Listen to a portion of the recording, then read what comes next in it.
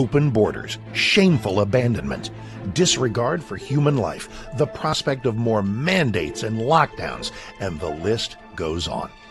Now more than ever, we need to stick together. Voting alone is not enough.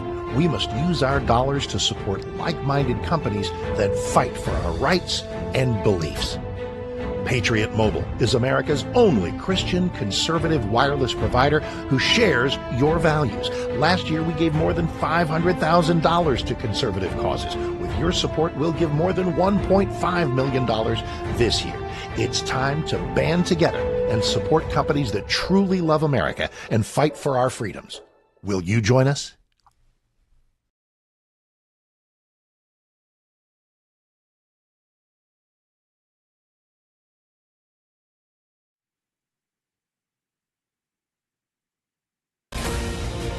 This is Kentucky's Voice Radio, covering the latest state and local issues with Tom Fallbush, Bob Scott, and Jim Waters.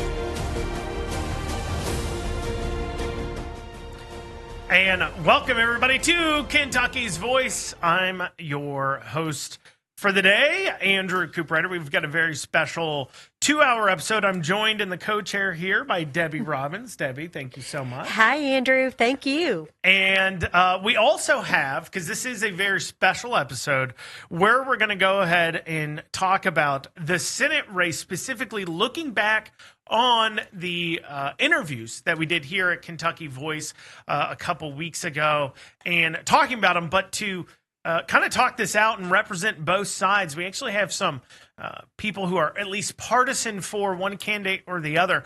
Over on the Cameron side, we have Representative TJ Roberts. TJ, thank you so much. Thank you for having me on, Andrew. And over on the Andy Barr side of things, we have former Senate Majority Leader and State Senator Damon Thayer. Damon. Hi, Andrew. Good morning. I'm so used to calling you Senator Thayer. Should I just keep calling you that or Damon now? Just call me Damon. I'm a recovering politician. So. Well, just real quick here, a quick minute and a half we have here before the end of this segment. TJ, why are you supporting Cameron?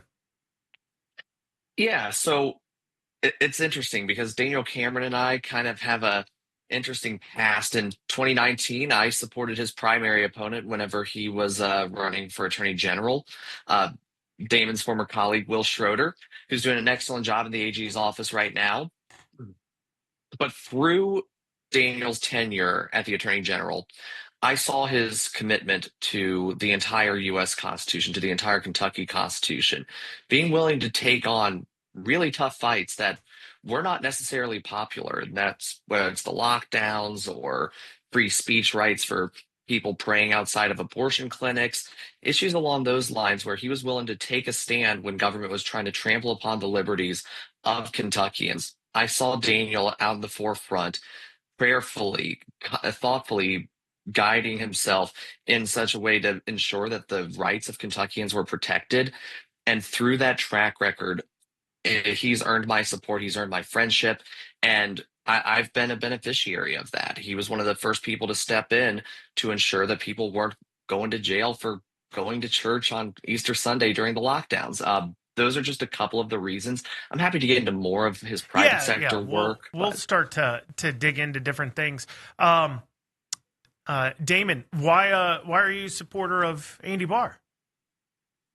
Well, I've been a longtime supporter of Congressman Barr, and I've been with him right from the start in the Senate race because he's simply the best candidate. He's prepared to go on day one for people in our party who are concerned about what the president thinks. He's the only candidate in the race endorsed by President Trump. He's been with President Trump right from the start. He was the first person in our congressional delegation to endorse him. And indeed, he chaired his campaign in Kentucky during the last cycle. I think Congressman Barr, living here in the 6th Congressional District in Georgetown, Scott County, I know firsthand what kind of congressman he's been. He has an unbelievable constituent services operation. I lost my passport once and was getting ready to make a trip to Europe. Needed a quick turnaround that. I got a new passport in 10 days or less. I think he just really understands what it takes to serve in Congress. I think he'll be a great U.S. Senator, ready to go on day one. His position on the border has been extremely impressive. He's been endorsed by all of the pro-strong border groups. His record is unassailable. And I think he's just ready to go on day one. And I think we can't forget what he has done, Andrew. You're a fellow 6th District resident. What he's done to lock down the 6th Congressional District for Republicans. And this wasn't a guarantee. First of all, he took it away from Ben Chandler, which was a big deal, beating an incumbent.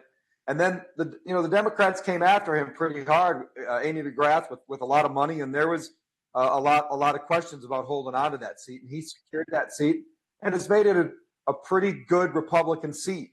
It's not like the 4th District, which is a safe Republican, but it is a likely Republican-leaning district, 55% plus Republican voting average. We cut to break right at the end as you said that. Sorry.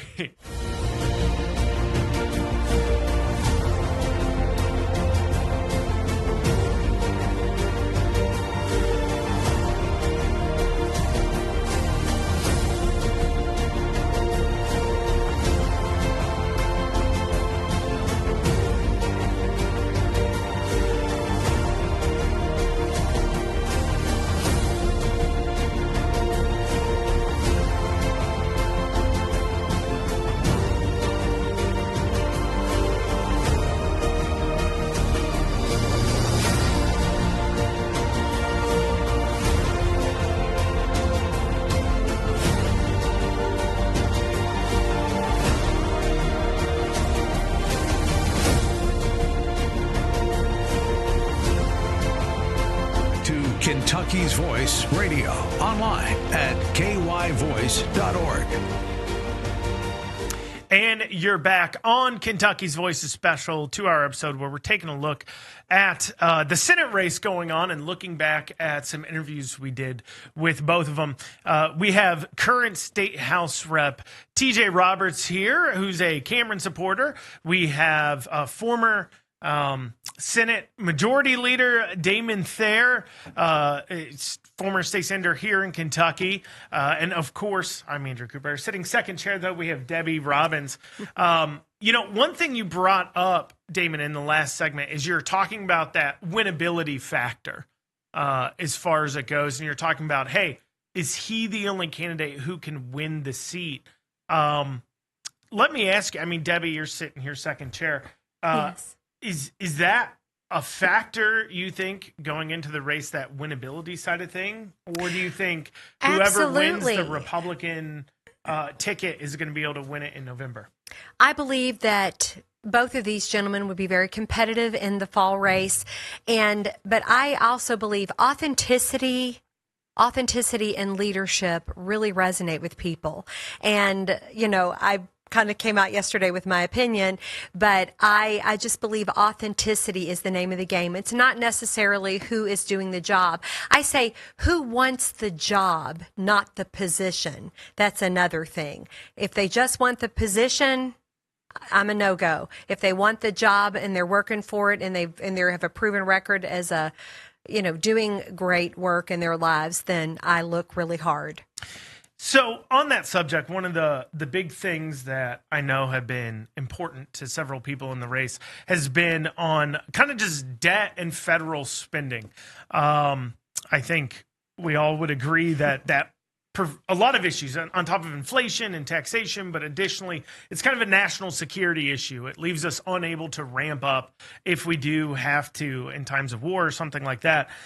From when they were both on the show, we do have a point where they go ahead and discuss about spending, debt, and federal spending as far as it goes. This here's clip, clip 6 here. This is Cameron talking about the national debt. It's about 1 minute, 40 seconds long. Let's go ahead and take a listen to this one, clip 6.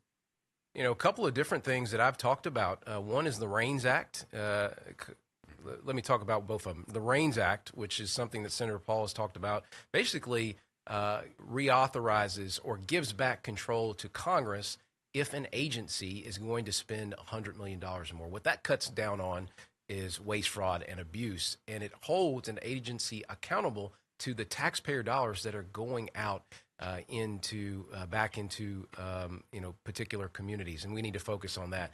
The other piece of legislation that gets to the heart of debt is another piece of legislation that Senator Paul has, which is called the Penny Act, or as we refer to it now as the Pennies Act, given some inflation. And basically what that says is that, if for every dollar goes out, we hold back about a penny or a couple of pennies, and that effect alone will help reduce the debt and have us have a balanced budget within the next 5 years. That's a really critical piece of common sense legislation that I would support if I was in the United States Senate. It has some backing, but it needs more. Again, the REINS Act, to help us be very mindful as members of Congress of where the dollars are going. Let's reassert some of our control as folks that provide the resources and the purse strings to allow taxpayer dollars to go out. Let's take back some of our authority to make sure those dollars are being spent wisely. And then second, the Pennies Act, to pull back some of the few cents out of the dollar to make sure that, and that's agency-wide, to make sure that we're being mindful of future dollars in our children. And on that same topic of making cuts, I wanted to play just another minute, 30 seconds of Andy Barr now talking about federal spending, federal cuts. Obviously interesting as he is a current sitting congressman. This is clip 32. And here's Andy Barr talking about just federal cuts within our federal government. Well, I'm a member of what's called the Yellow Pages Caucus, which basically says that if the private sector can provide the service, the federal government should not. And remember, the federal government in Article 1, Section 8, it is a government of limited and defined powers, enumerated powers. The federal government should do nothing other than those few and enumerated specified powers. We need to get back to that basic idea of the original constitutional design. My good friend Jody Arrington, also a father of young kids, he is the chairman of the Budget Committee. He's one of my best friends in Congress. He talks about reversing the curse. And he was telling me the other day, the Government Accountability Office, the GAO, has identified this year alone over $500 billion, $500 billion in improper payments. We need to tackle those improper payments, fraud, waste, and abuse in government agencies to help pay for any supplemental that we plus up national defense as a result of this Iran program. I'm a member of the Doge Caucus, proud to be a member of the Doge Caucus. I voted for the rescissions package. And Jim, I am the only candidate in this U.S. Senate primary who's actually sponsored and voted for the balanced budget amendment. The only candidate in this race who's voted for the Fiscal Responsibility Act, which cut spending over $2 trillion, that co-sponsored the Limit Save and Growth Act, that would have reduced spending by $3 trillion. So, Damon, you've seen those two clips back to back. How do you think they compare and contrast when it comes to the issue of the national debt and federal spending? Well, I thought it was pretty clear. Daniel Cameron talked about bills that Rand Paul is for but has never been able to pass. And Andy Barr has talked about bills that he's voted for. And one other thing that needs to be mentioned is when he voted for the big, beautiful bill, not only did he vote to cut our taxes, but it was the largest deficit reduction act in my lifetime that we've seen the United States Congress pass. And I've known Andy Barr since he was a deputy general counsel for Governor Ernie Fletcher. I've been around this a long time, and he's a fiscal hawk, a fiscal conservative. And I think he'll continue to fight that inertia that exists in Congress to do something about federal spending. And look, I like Daniel, and I don't hold anything against Representative Roberts for supporting him. Those are good reasons for supporting him. Like Representative Roberts, I was for Will Schroeder in 2019, and I've never actually supported Daniel Cameron in a primary because I think he has liabilities as a general election candidate, and we saw that when he got thumped by Andy Beshear, who's absolutely the worst governor this Commonwealth has had during my lifetime, continues to take credit for all the good works of the Republican supermajority, and then tries to go around them with executive orders. And let's just face it, Daniel ran a terrible general election race against Andy Beshear. And I do think electability matters. I helped build the modern Republican Party here in Kentucky. All right. I started in 1995, worked my way up from treasurer of the Grant County Republican Party to Senate Majority Floor Leader for 12 years. I don't want to lose this seat. The last time a Republican lost in a general U.S. Senate race was when Wendell Ford won in 1992. And then Jim Bunning won in 98, and we've gone from strength to strength. I think Daniel would win, but I think it would be harder. And I think that Andy Barr is the stronger general election candidate. And Representative Roberts, I mean, your response to that on federal spending and also what Damon just had to say about, electability. Yeah, I'm going to emphasize there wasn't, in my view, much contrast between Andy Barr and Daniel Cameron. They both seem concerned about our national debt. They both are talking about the actions they look forward to taking in the U.S. Senate to ensure future generations, my generation in particular, isn't bogged down by $40 trillion of debt that has effectively denied my entire generation of the opportunity of home ownership.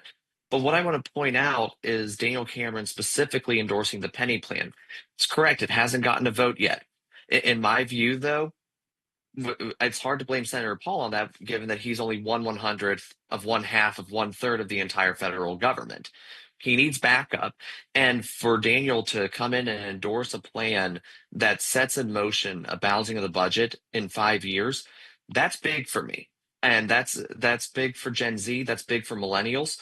And that's one of those reasons why I want to see the envelope get pushed further to ensure that we return to fiscal sanity in a controlled fashion, which the six-penny plan does. As to the question of electability, I am not going to disagree with the fact that Daniel Cameron lost the general election against the worst governor of my lifetime as well. And I hold no ill will toward Senator Thayer for supporting Barr in the same vein. We have to win because either Daniel Cameron or Andy Barr is far superior to the alternative. But what I do want to point out is that the first time Andy Barr ran for Congress in 2010, he lost to Ben Chandler as well. He turned that around. He learned from the errors of his 2010 campaign in order to flip that seat in 2012. And that's one of the things. Daniel has been through the fire, and he's been through a general election with a borderline royalty name of people that are considered royal families. This is going to be the first time next year in, I believe, 50 years that the last name Beshear hasn't been on the ballot. And now we are looking at a general election in an even-numbered year, which has a different electoral composition with, in my view, remarkably unimpressive Democrat opposition. I think that both candidates are electable, and it would shock me if either candidate doesn't end up getting 60% in the general. Yeah, it's interesting you guys bring that up. I mean, the governor's race obviously looms heavy over the entire race here, obviously, as we talk about electability and everything else. We do have a clip we did ask Daniel Cameron actually about that governor's race. So when we get back here after this 2-minute break, we will go ahead and play that for you guys, that clip there, and kind of get some reaction. And also dig into as well in a common attack from Nate Morris before he dropped out against Andy Barr, was calling him Amnesty Andy, immigration. So we'll be discussing that too as well when we get back here on Kentucky's Voice.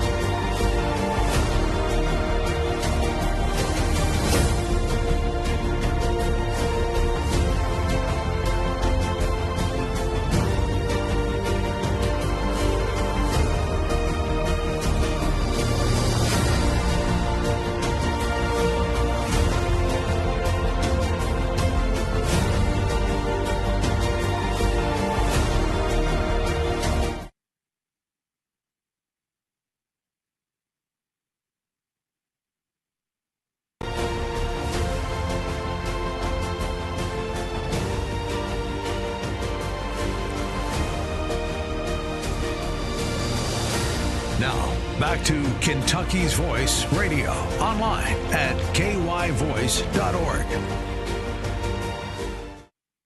And welcome back to Kentucky's Voice. We're taking a look at that Senate race. We're taking a look at the interviews we did with both Andy Barr, Congressman Barr, and Daniel Cameron. And one of the things, we have a few people joining us. Debbie Robbins is sitting here second chair with me. And then also we have former state senator and Kentucky state senator and Majority Leader Damon Thayer and current State House Rep TJ Roberts joining us. And one of the things, Damon Thayer's more on the side of Andy Barr and TJ Roberts is more on the side of Daniel Cameron. And one of the things that's really come up is about that governor's race, about the loss to Andy Beshear looming large. And I think in large part it has to do with the fact that, relatively speaking, when you look at least what they're saying, there is some daylight on a few issues between the two, but in rhetoric, there's really not that much. And so one of the common angles has been who has winnability. And it may even played a point into why Trump decided to endorse Andy Barr and not Daniel Cameron in the race. But we have a clip. We actually asked Daniel Cameron here, this is clip 9, about how he did in the governor's race, his reaction to it, what he learned from it. Let's take a listen to what he has to say. Certainly, we worked our tails off in that governor's race, and I think the last poll in that race had us up a point, but assumed 41 to 42% turnout, and we ended up at 38% turnout, which was historically low here in Kentucky. And the other governor's races in Mississippi and Louisiana, very similar story there in terms of historically low turnout. But my commitment in this race has been to ensuring that we are building grassroots relationships across Kentucky. And I'll go anywhere and have a conversation with anybody. And, a couple of weeks ago, I was in the west end of Louisville talking to pastors and folks of faith there. And, I travel across the state. And people just want someone who cares about the issues and isn't going to be engaged in a lot of mudslinging. They're just confronting the issues that people face. When it comes to the ethics case, that's one in which, Andy Beshear and his ethics commission have weaponized that commission against me for a case in which we refunded the money and recused from the case. And it was as simple as that. Look, I don't think anybody has ever tested my or called my integrity or character into question.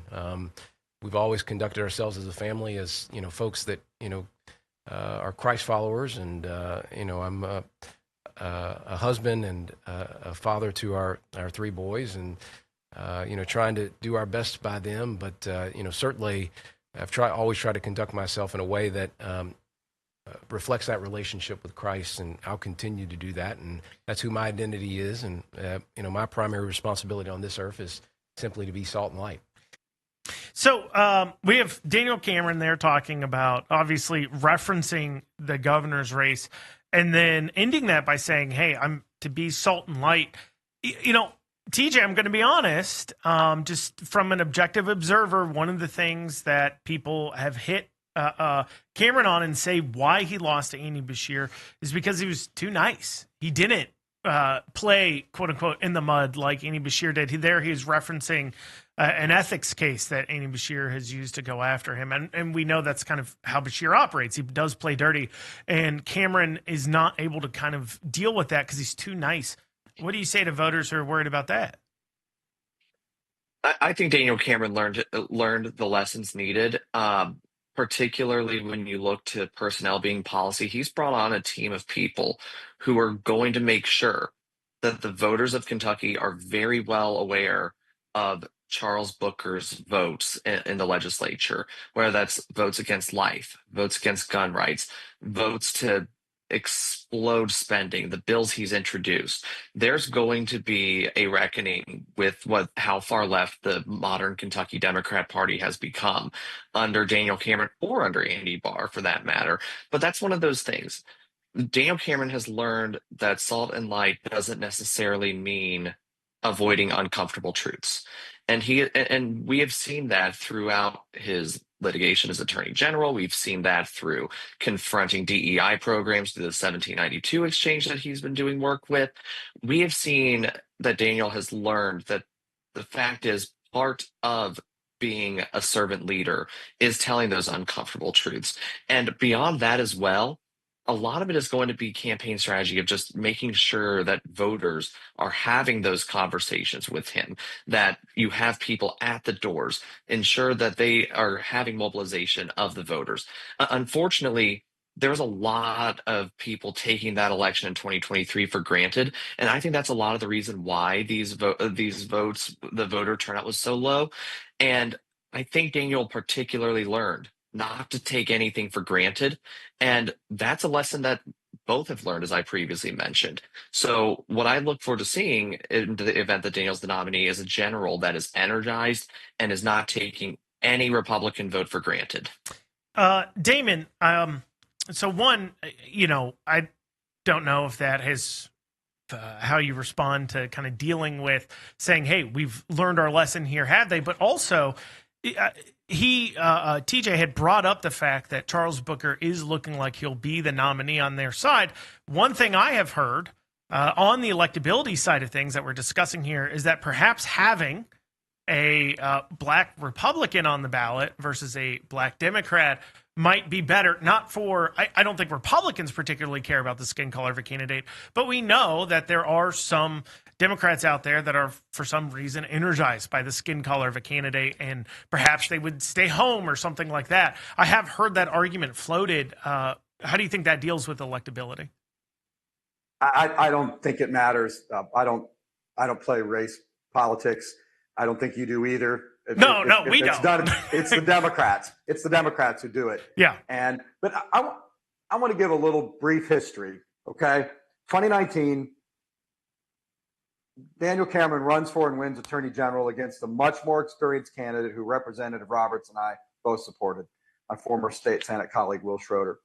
We all got behind Daniel, got him elected, and the plan was he was going to run for re-election as Attorney General and then run for the U.S. Senate seat this year. But he threw a wrench in the works and ran for governor.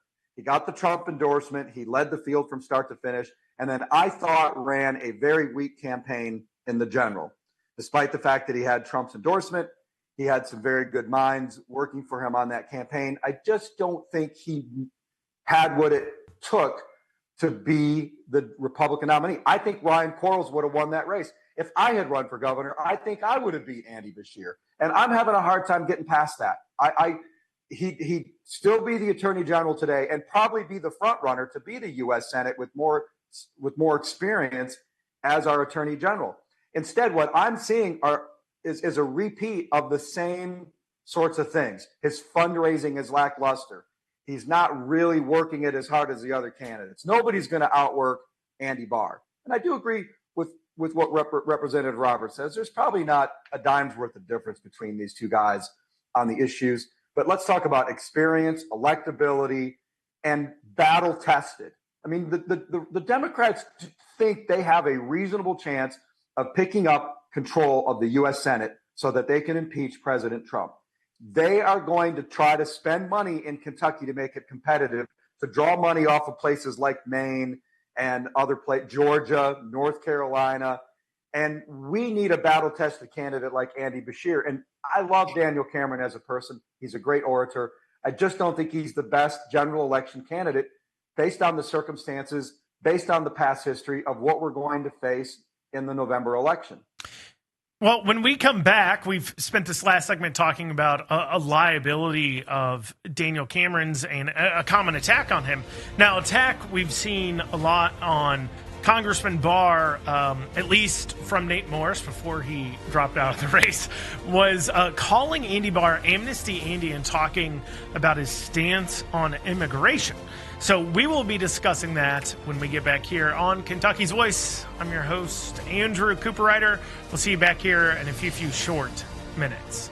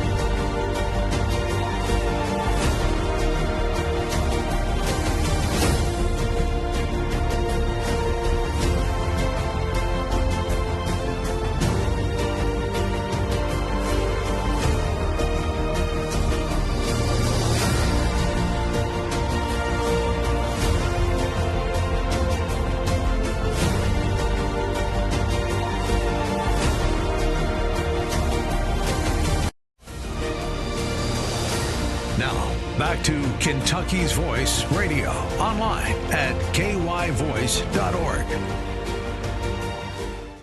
And you are back on Kentucky's Voice. I'm your host for the day, Andrew Cooper Ryder. Sitting second chair with me is Debbie Robbins. But we haven't really been talking much. Instead, we've been talking with our two kind of commentators, our partisan from two other from the campaigns people. We have current State House Rep TJ Roberts, who's endorsed Daniel Cameron in this race. And we have former state senator and Republican Majority Leader Damon Thayer, who has endorsed Andy Barr in this race, as we're discussing through some issues. Now, we spent last segment talking about what people have the most that I've heard people attacking Daniel Cameron on, which is his winnability, electability.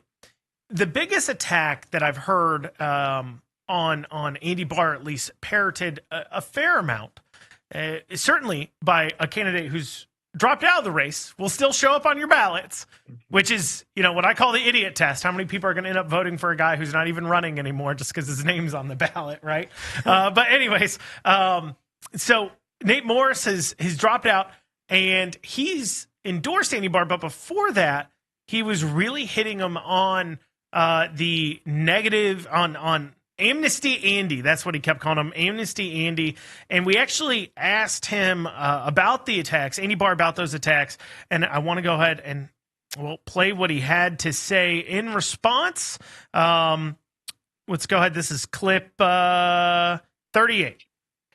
These false attacks against me that I'm for amnesty are absurd. They're absolutely not true. Again, I voted to triple ICE funding at the Department of Homeland Security. It's resulted in self-deportations. It's resulted in over 600,000 deportations. And the president deserves an A+ because we have the lowest level of illegal border crossings in over 50 years in this country.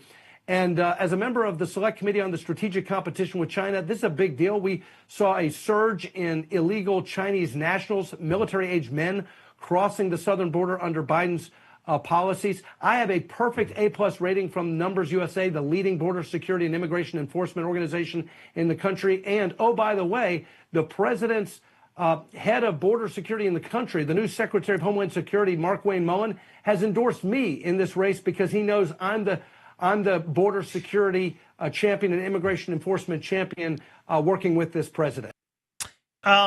So there's his response to the claims that he's for amnesty for illegal immigrants. But, another thing we've seen people talking about is his support for H1B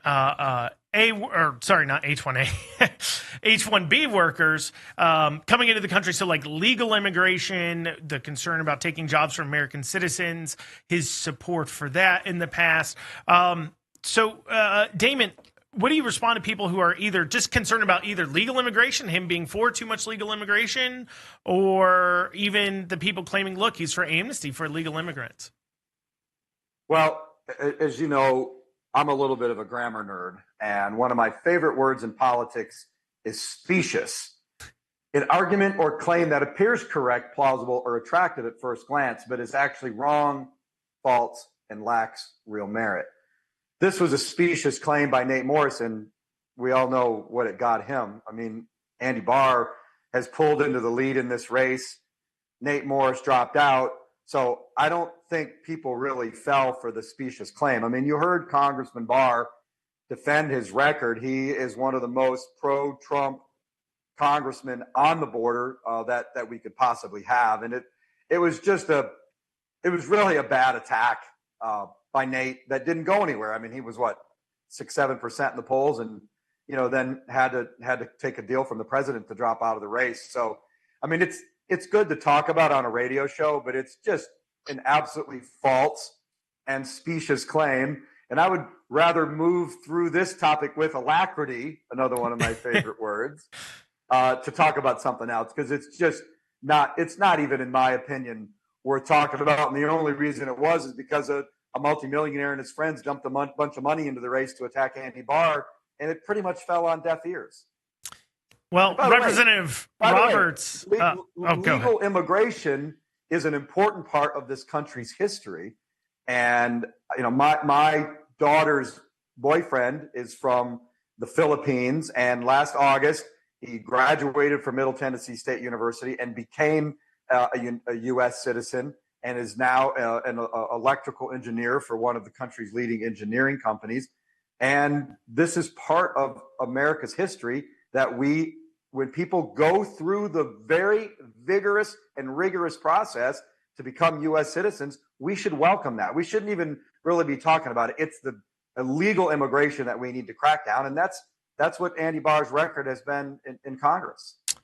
So, Representative Roberts, I mean, Damon just said, look, this is completely false, made up claim, just something that Nate Morris had to say because he had to say something, has no legs, in other words. And, you know, concern about legal immigration is maybe overwrought, might be the word he'd use. But Representative Roberts, how do you respond to that? Yeah, look, I understand why people had that concern. I'm not here to detract from Andy Barr's record. I mean, he's objectively correct. He voted to triple ICE funding. That said, we both can see that even as a state official, Daniel Cameron took significant action to help ensure that our wide open border under Joe Biden was sealed shut and America became an unwelcome place for illegal immigrants. Now, I'm thinking about in 2022, when he sued the Biden administration over their effort to terminate President Trump's regulations that were used to help crack down on illegal immigration. Daniel Cameron, along with 21 other state attorney generals, were able to file this suit in order to challenge the repeal of this. And the reality is both have taken their actions, but what we need is immigration hawks in our federal government.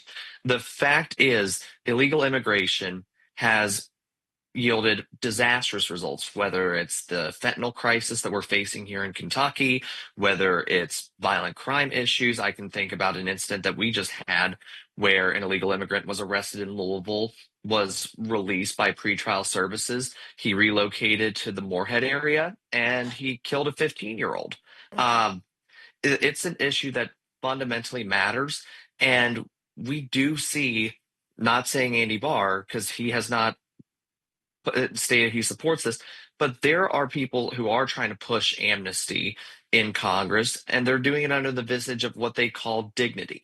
And we need people who are going to stand up for that, stand up for this idea that we are a nation of laws. Mm-hmm. You have to follow the law. And as Damon was saying, the people who have followed the law as it stands, they're welcome to stay.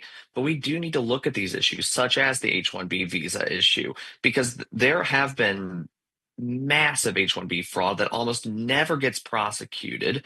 So that needs to be addressed. There needs to be a further crackdown. We are blessed that the Trump administration has gotten us to where illegal border crossings are at zero, but there's still millions upon millions of illegal immigrants within our borders, and we need to double down. And I'm confident Daniel Cameron is going to be an immigration hawk in the U.S. Senate. And if you don't believe me, you can take the word of the Center for Immigration Studies, who has a long time described Daniel Cameron as, and I quote, Kentucky's immigration hawk. The Center for Immigration Studies is very hard line on being anti-immigration, and also including reducing the number of fraudulent legal immigration issues that we have in our country to ensure that if you're coming here, you're providing a net benefit to this nation. And there's another question, or another thing we ended up breaching a topic with when it came to Andy Barr that I know is causing a lot of consternation just across our state in general, and that's on data centers. Let's go ahead and take a listen. This is clip 29. Let's take a listen to what he had to say about data centers and as far as the consternation. I believe in local control. I believe in local zoning and planning. And it's ultimately going to be a decision for local jurisdictions to decide whether or not they will cite an AI data center. In some places, it makes more sense than other places. Where we have pristine farm and productive farmland, it probably doesn't make sense. But on a reclaimed coal mine or on top of a sanitation site or a brownfield, it would make enormous amounts of sense. And it would help and what you're saying is really with all the energy that we have, the resources, this is a great opportunity for us. Yeah, yes. And I applaud the president for saying that these data centers have to bring power of their own. And I think you could put nuclear and coal-fired power behind the meter, or gas behind the meter with these data centers. There's so much private capital being invested. They will bring their own power sources, and the data centers themselves can actually throttle up and be a supplier of power into the grid and help sustain and enhance our grid reliability, not detract from it, as long as there is behind the meter power sources that can contribute electricity to the grid. So we see there some, I would call that maybe kind of a middle of the road. We've seen a lot of people, basically the ultimate not in my backyard, not wanting to see data centers in their backyard. And this is a point of concern when it comes to the federal government, just simply because we did recently see the Protect American AI Act that was a bill being considered within Congress, ended up getting pulled, that would have made it easier for data centers to essentially come into an area. The bill would have overrode some local control factors of it. But we do hear that consternation of concern about, hey, look, we need these data centers, but we're worried the locals in an area don't want to see them.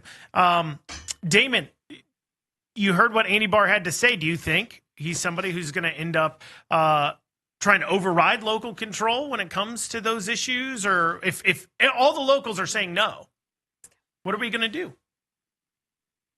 I thought his answer was pretty good, actually. And, you know, there are some things the federal government should be involved in, and there are things that they shouldn't be.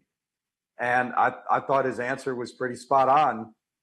Where it makes sense, you know, we're going to need these data centers. Of course, another big issue is we got to find, you know, the energy to make sure we've got good American energy from oil and gas to fuel these centers. But leave it up to the locals. I thought that was the appropriate answer. Yeah. I just, you know, obviously, as I said, there's just some concern out there about, well, if the local governments keep saying no, right? But we'll come back here. We'll talk about something else, obviously looming in the race, and a current attack that Daniel Cameron has had on Andy Barr, that he's floated out there, that he's a part of the Mitch McConnell group, that Mitch McConnell's getting Andy Barr in there, and he and Andy Barr is a part of the McConnell machine. Obviously, that can be an attack that has a little bit of legs, just simply if you look at the approval rating when it comes to Senator Mitch McConnell currently. But we'll discuss that, play some clips of what they had to say, both of them, about Mitch McConnell there a few weeks ago. We'll have that when we come back on Kentucky's Voice. Stay with us here just over the next few minutes.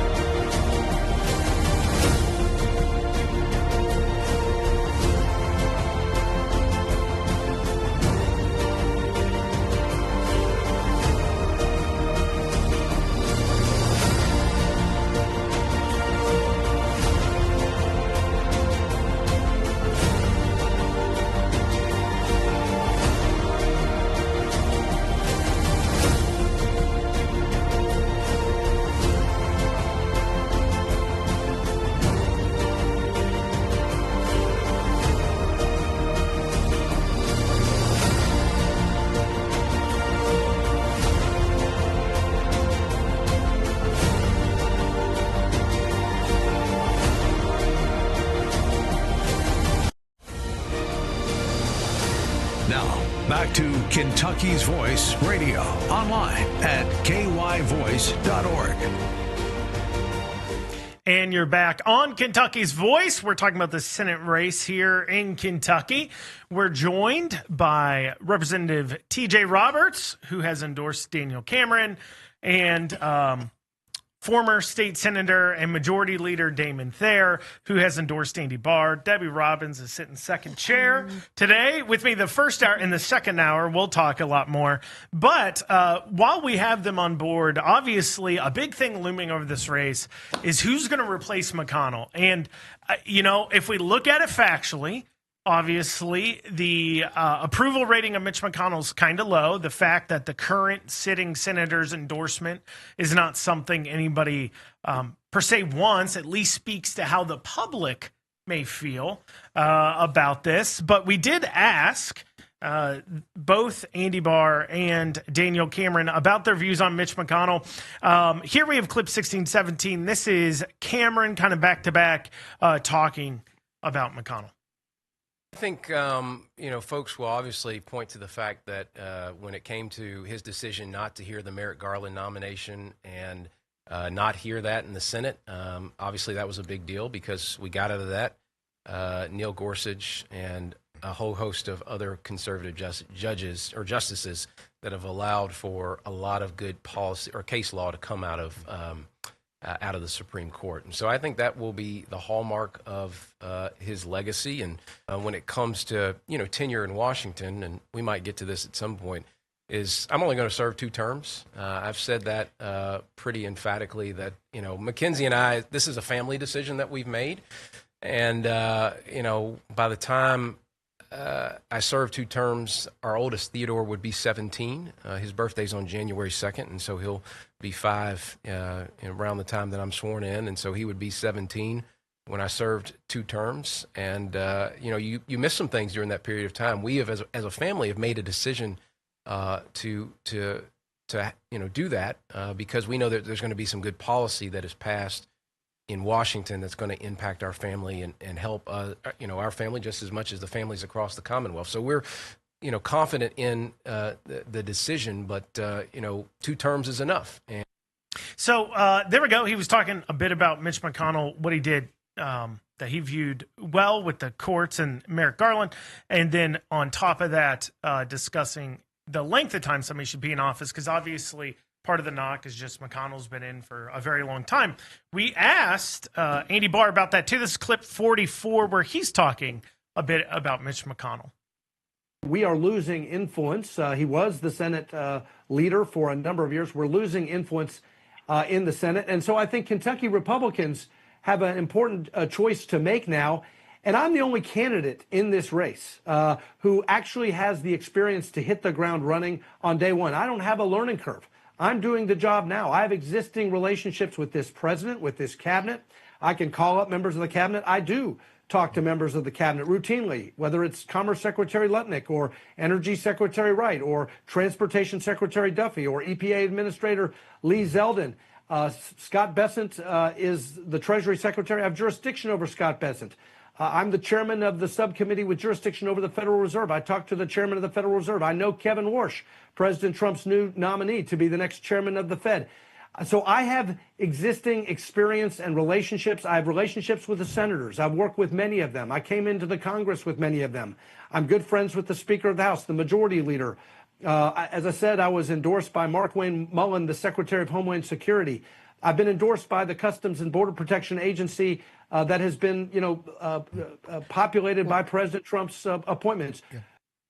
So there you go. There's him talking about one of the things about Mitch McConnell was that he had influence within our government, within it, and then talking about how he can at least replace that influence because he has some of that influence because he has those relationships. But, one thing that I do have to say is that neither candidate is trying to embrace McConnell. McConnell's been used as an attack in this race. Damon, I mean, what do you think about Cameron's drawing now attention to the fact, saying that, hey, Andy Barr is the McConnell guy in this race? What do you think it says about McConnell's legacy, while at the same time also says about Andy Barr?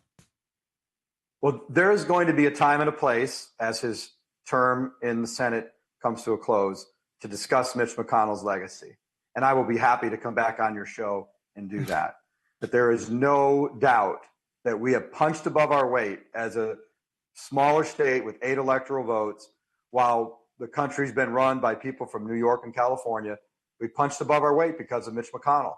And Andy Barr is the only one in this race who can sort of start getting us back to that because of the experience and connections that he has. But I would like to say I'm really disappointed in Daniel Cameron for taking this line of attack. I think it's desperate.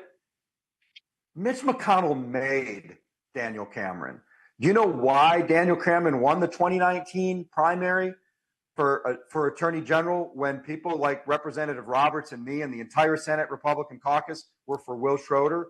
It was because Mitch McConnell was behind him and he fundraised for him and he helped with his candidacy and he advised and he endorsed. He helped make Daniel Cameron what he is today. And for Daniel to flip on him and attack Andy Barr as if he's the Mitch handpicked candidate, which he's not, by the way, but to go on that attack and to attack Mitch McConnell, we saw that didn't work for Nate Morris, and I don't think it's going to work for Daniel Cameron. And Representative Roberts, I mean, what do you think? Is Andy Barr the Mitch McConnell guy? Is he not? Is this attack by Cameron going to work? Is Cameron being disingenuous? What do you think?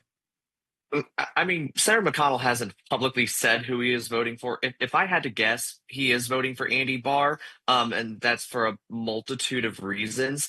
And to the point of the attack, it's not a particular persuasive attack in my view. I'm less concerned about whom someone is supported by, and I'm more concerned about what that candidate actually supports. Look, I have 45,000 bosses. Over 16,000 people voted for me in November of 2024. And I don't know everything about every single one of those people. What I've wanted to see is more of the issues clash. I want to see more of the focus on what are going to be your priorities. And that's part of why I support Daniel Cameron, whether that be his advocacy for the constitutional rights of Kentuckians, even when everyone in Washington, D.C. is saying to stay out of it. When Andy Beshear had an 80% approval rating as he's threatening churchgoers, as he's banning interstate travel, banning protests against him while he himself was participating in protests that he agreed with, Daniel Cameron was on the front lines. And there were political institutions across the Commonwealth and across the nation telling him not to do that. He stood by and made sure that these rights were protected. When the city of Louisville, Kentucky's largest city, one of Kentucky's largest economic drivers, adopted an ordinance saying you can't pray outside of an abortion clinic. You can't peacefully protest. You can't have conversations that the abortion clinic disagrees with. Daniel Cameron joined in on the litigation there. His advocacy for life, one of those hot button issues that we have federal candidates refusing to go on the record on, even whenever we gained our majority. The Republicans surged, particularly in Northern Kentucky in the 1990s. It happened because of the life issue. And to that point, you've got to dance with the person who invited you in. And that's one of the reasons why, like, for me, the politics of personality, it doesn't sell me one way or the other. Who's voting for whom doesn't really sell me one way or the other. The issues are what matters to me. The priorities are what matter to me.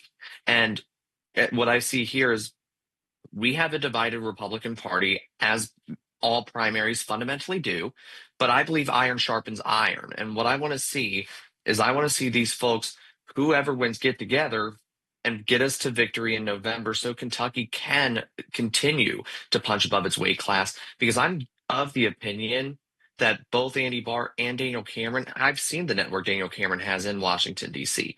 Kentucky's going to punch above its weight class with Daniel Cameron as well. Well, I thank you both for your time as we were discussing these candidates. Stay with us, though, if you're a listener, into the second hour here, because we'll continue to discuss we'll just discuss the Senate race and these interviews we did with both of them and continue to go through outtakes and kind of take a look at this race, where it's laying at now. And this discussion. These guys have been unbelievable supporters of their candidates. It's been Absolutely. great. Yes, we will go through, too, as well, everything we've talked about this hour. But I thank you, Damon Thayer, for your time. And Representative Roberts, I thank you. I don't know if you're staying with us in the next hour, Roberts, but I thank you both for your time. Thanks for having me. I have a lot of respect for Representative Roberts. He's exceeded my expectations in Frankfort. He's clearly one of the people who's gone to Frankfort to make a difference, not just make a point. I've watched, I'm impressed, and I'm sure no matter who wins the primary on May 19th, he and I will be united behind that candidate to make sure that we hold this seat just like it's been in Republican hands since Mitch McConnell first won it in 1984. Absolutely. When he ran old D up a tree. All right. Thank you so much. And thank you, Representative Roberts. If you want to stay on, you can. We'll talk to you. I will be on. Absolutely. We'd love it. Yeah. Debbie. Yes. We've got about a minute left. What did you think so far? I just want to thank both of these gentlemen for serving our state. I really do. It takes a lot of courage, no matter who the person is that's out there running for office. It really does. I mean, you take a lot of garbage. And gentlemen, thank you so much for what you've done and for just being great advocates for your candidates today. And, you know, I do have to throw in one thing. You know, Abraham Lincoln lost like 8 elections.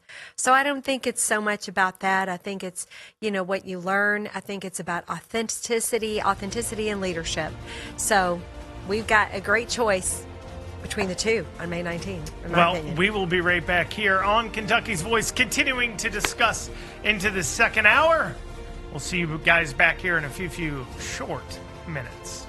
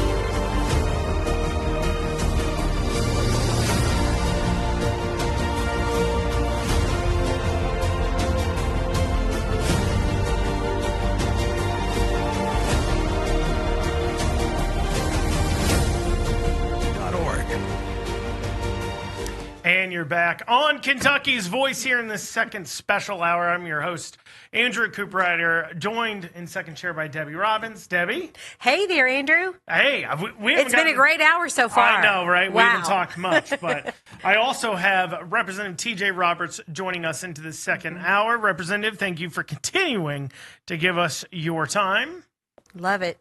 Thank you for allowing me to stay on. And I believe we also have Dr. Lance Pearson joining us as well. Doctor, there you are. Hat and all. Hat and all. There we go.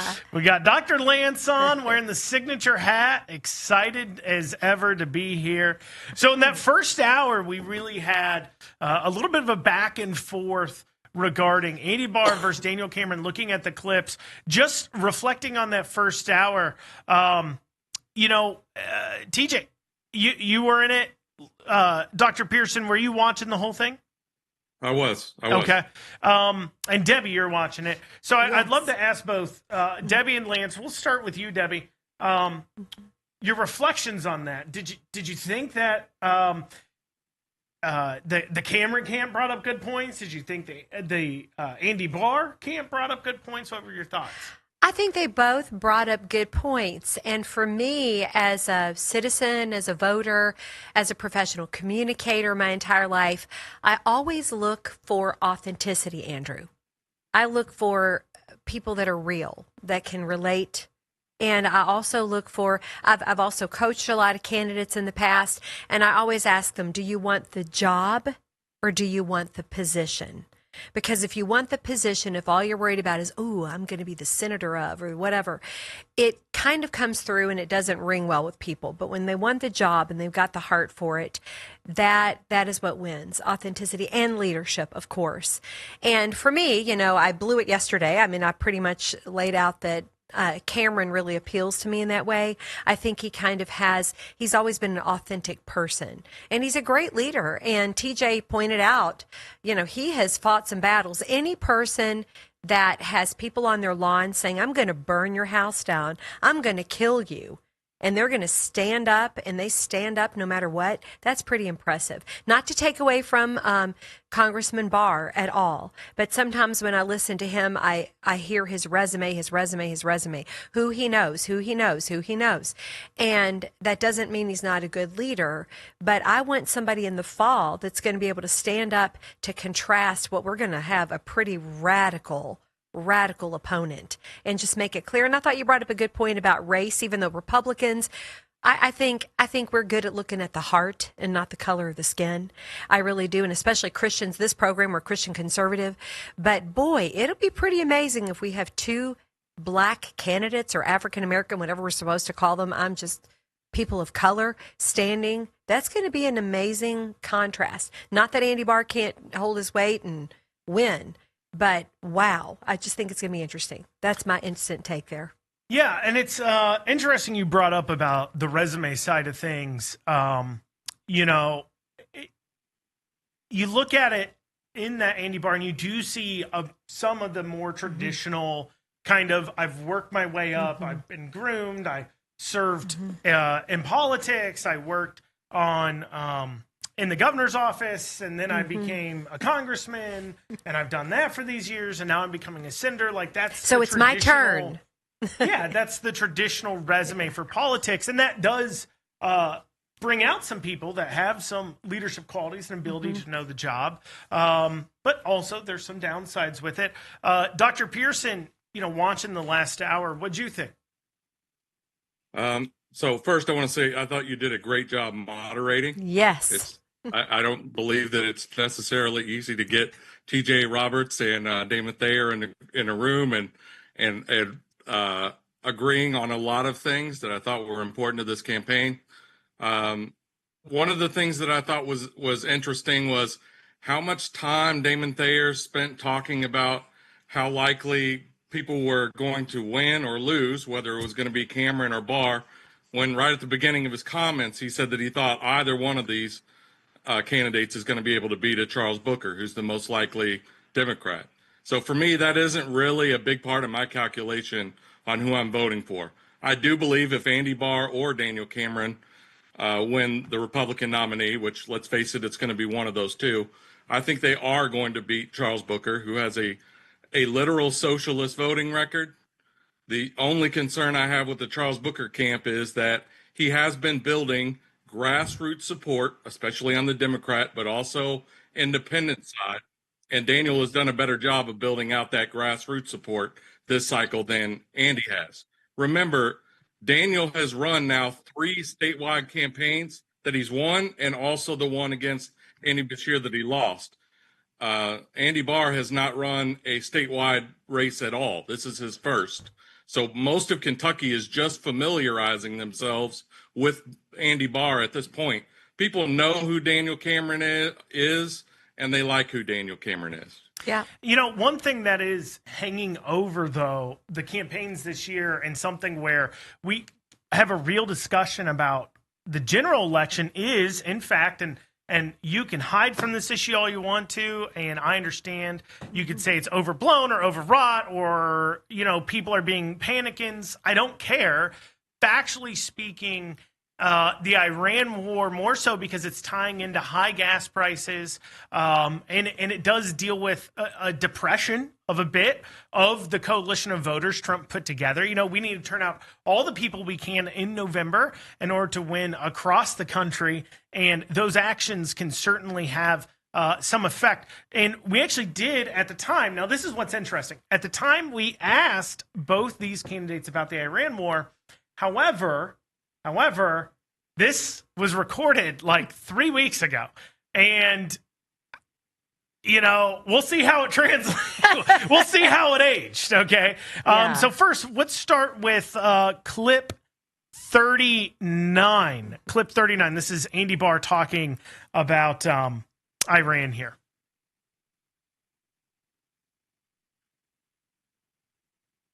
Well, anyways, we will hit that clip up here in a second when we get it ready. There, as far as it goes, clip 39 and 40 we'll use for that one. And then for Cameron, we will use, let's see here, make sure we have these pulled up too as well, talking about it here. Iran and what's going on over there, because I do think it holds over it. I mean, Representative Roberts, I mean, you're out there. Obviously, you're in the 4th District. There's a big race going on there. It's shameful that we have the and so the question is do you think Iran holds over it pretty heavy? I think it matters. And, whenever you had that 5 seconds of dead air on a federal candidate talking about the issues, I thought that was an interview with Ed Gowrine for a couple of seconds. But gas is $5 a gallon. That matters to people. In Northern Kentucky, it is $5 a gallon. Yes, where you're at. Yes. I got to tell you, the weirdest thing, I live about an hour south. I can get gas for $3.89 there. And you guys are paying $4 a gallon. I know it. I saw it over the weekend. I just want to bring that up. Gas prices are wildly different across the board. You guys are paying $5. I'm paying $3.89. Up here in Louisville, it's $4.50. Right. It is all over the place. But go ahead, sir. Right. And just think about it. Every dollar increment on the price of gas, that's an extra $13 to as much as $30 that you're spending every time you go to the pump. That has an impact on people who live paycheck to paycheck. And the number of people who live paycheck to paycheck, it is increasing more and more as the dollar continues to devalue. And yeah, that's demoralizing voters. And that's going to be something that whoever the Republican nominee is for the U.S. Senate race, they are going to have to reckon with that. And I think one of the better ways is how Thomas Massie has handled it, of being blunt, that if we are going to go to war, if we are going to be involved in foreign hostilities, Congress has to vote. Whether you support what's being done with Iran, I most certainly don't want hostile powers to have a nuclear weapon with ICBM capacity, obviously. But that being said, James Madison, the author of our Constitution, called the war declaration power being vested with Congress the greatest wisdom of the Constitution, of making sure that this is done by national consensus, because with the House of Representatives, the people get to hire or fire them every 2 years. And that ensures accountability whenever we make these decisions that will have an impact on the day-to-day life of every American. And just me personally, when I look at this, the average first-time home buyer, the lowest I've seen for the 2026 numbers is 40. The highest I've seen is 42. If we're on the high end, average first-time home buyer is just as old as my mother was when I turned 18. It's a devastating proposition, and we need federal representatives who are going to focus on their districts, focus on their states, and focus on the people in them. Being America first is being Americans first. And there's conversations to be had about foreign engagements that do indeed put America first. But that said, we have to understand the financial situation that the United States finds itself in. And we are staring down the barrel of one of the most massive recessions we're ever going to see if we don't get this under control. And with that, I hope that this is a success. But yeah, and with that in mind, let's hear what Andy Barr and Daniel Cameron had to say. This was a few weeks ago about 3 weeks Iran. Ago. This might be interesting. This is clip 39 and 40. Andy Barr talking about Iran. Let's take a listen. Well, both Operation Midnight Hammer last June that obliterated Iran's nuclear infrastructure, in addition to Operation Epic Fury, they have been remarkable strategic successes for the United States and our allies. This president is not starting a war or did not start a war with Iran. He's ending a 47-year war. Remember, Iran is the world's leading state sponsor of terrorism, responsible for murdering thousands of Americans over the last 47 years, taking Americans hostage, starting with the hostage taking at our embassy in 1979, the bombing of the Marine barracks in Beirut in the early 1980s, the bombing of the USS Cole, thousands of American service members maimed and killed by roadside bombs by Shiite militia groups in Iraq. And October 7th, Americans, in addition to Israelis, slaughtered and butchered by Iranian proxies Hamas. They have destabilized the region. They've aspired for a nuclear weapon. They are the world's leading state sponsor of terrorism. The Nazis concealed their intentions for the Jewish people. The mullahs in Tehran were telling us what they wanted to do to the Jewish people, annihilate them, take Israel off the map.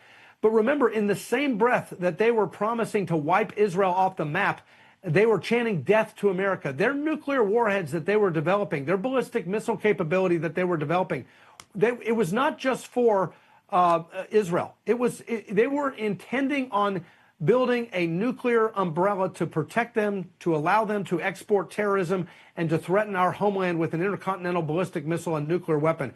So this operation, which has been a remarkable success, which has taken out over 12,300 missile, drone, aircraft, naval, military assets of the Iranian regime, has been a remarkable success.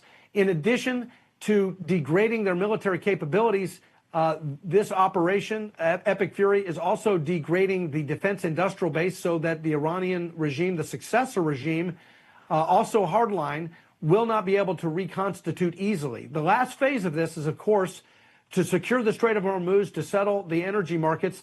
Gas prices are up temporarily, but in the long run, securing the strait without a military-capable Iran will lead to more stable global energy markets in the long run.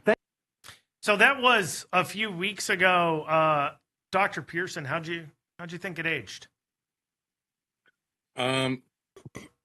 Ultimately, I don't see a quick end to these hostilities. So declaring victory 3 weeks ago doesn't make a lot of sense to me.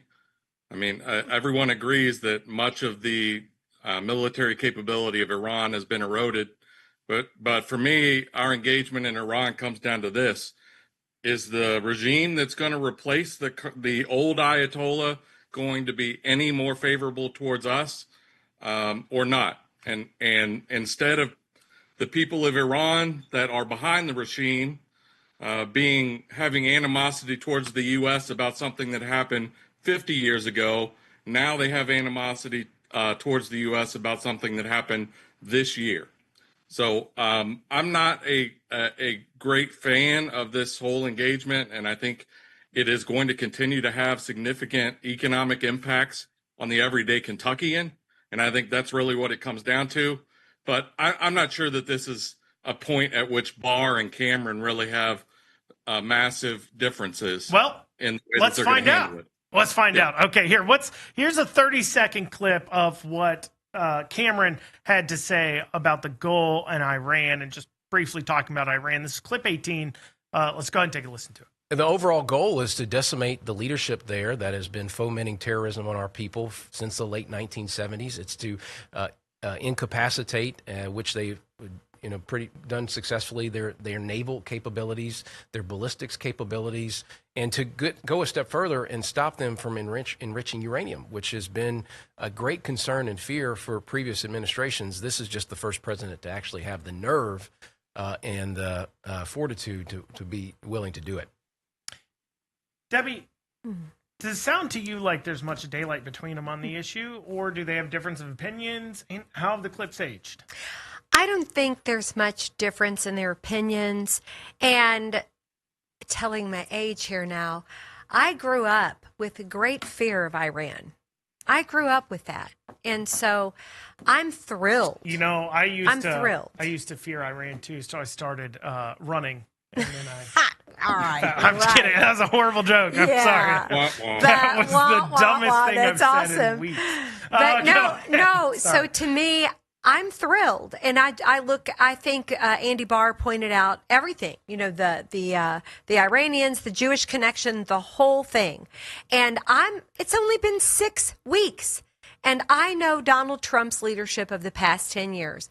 This man is gonna get it done. The people, you either have to believe in the people that he has around him, and I do. I think he has the most phenomenal historic cabinet in the history of America.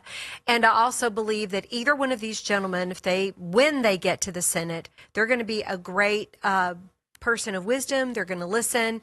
And so I don't think there's much aging, except that we're all impatient. You all grew up in the era of, the cell phones and all that stuff. I didn't. So I'm used to being a little bit more patient and waiting. Yeah, 6 weeks isn't long for me. Yeah, no, I understand. And I think we're coming up on a break. We can talk about how that plays into it there with those clips. Because I think there's an interesting point that I want to make there. There's an interesting point I want to make. I'm going to make a point when we get back here. As long as it's not wah, wah, wah. Yeah, it's not going to be a dumb It'd be pun. great. But when we get back here on Kentucky's Voice, we'll be continuing in this special 2-hour show discussing the Senate race, discussing the interviews they did here on Kentucky's Voice. We'll be back here soon.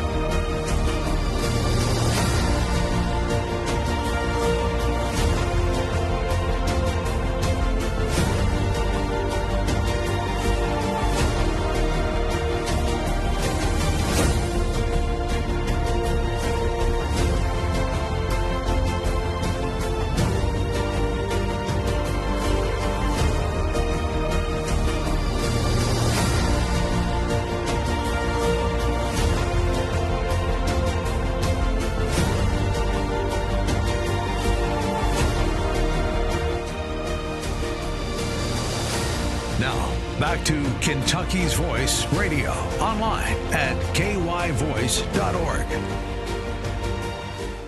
And you're back on Kentucky's Voice, your source for Kentucky politics. We're going through with a few guests here. We have Dr. Lance Pearson, Debbie Robbins, and Representative T.J. Roberts here. We're going through the Andy Barr and Daniel Cameron election. Now it's basically those two. As I said, it used to be Nate Morris. He dropped out. And so we're going through the interviews of Daniel Cameron and Andy Barr. I got to admit, I'm a little upset at Nate Morris for dropping out because I did the Nate Morris interview. So none of these clips have me in it, and it's Nate Morris's fault. But anyways.